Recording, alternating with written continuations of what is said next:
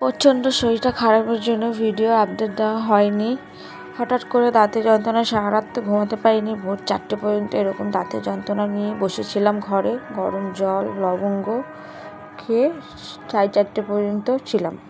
যেহেতু ঘরে ওষুধ আনা ছিল না বলে ওই রাতে আর ওষুধ খাওয়া হয়নি। তারপর সকালে প্রচণ্ড শরীর খারাপ, 6:30টার মধ্যে ঘুম থেকে উঠে রান্নাঘরে এসে 1 কাপ চা বরকে দিয়ে আমি নিজে খেয়ে চলে গেলাম ফুল আনতে। যতই শরীর খারাপ হোক না কেন আমাকে আমার কাজ করতেই হবে, কেন আমার করার কেউ নেই। বৃহস্পতিবারে ফুল আনতে গেলাম। ফুল দেখে তো বেশ মন ভরে গেল সকালে। যাই হোক, তারপরে ফুল নিলাম আমার বাড়ি আর আমার মায়ের বাড়ির জন্য।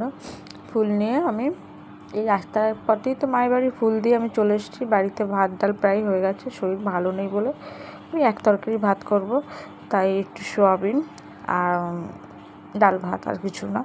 তার সাথে বাসি বিছানা প্রতিদিনের মতন সুন্দর করে গুছিয়ে যেরকম রাখি আর কি, সেরকম করে গুছিয়ে রেখে নিলাম। এদিকে তরকারিটাও হয়ে গেল। প্রতিদিনের মতন ওই বাসন মাজা থেকে শুরু করে যা থাকে রান্নাঘরের কাজ, সেগুলো সম্পূর্ণভাবে করে নিলাম। এদিকে তো শরীর তো দিচ্ছে না কিছুতেই। মনে হচ্ছে যেন কেউ যদি একটু করে দিয়ে যেত খুব ভালো হতো, কিন্তু করার লোক আছে কিন্তু করবে না। তো যাই হোক, তারপরে নিজের কাজ করে নিলাম। গ্যাস ট্যাস পরিষ্কার করে প্রতিদিনের মতন তোমাদের দাদা খাবার গুছিয়ে বৃহস্পতিবার বাসন মেজে পুজো দিয়ে স্নান টান করে একেবারে পুজোটা দিয়ে গেলাম। ছোট্ট করে আমার ঠাকুর ঘর সুন্দর করে সাজিয়ে পুজো দিলাম।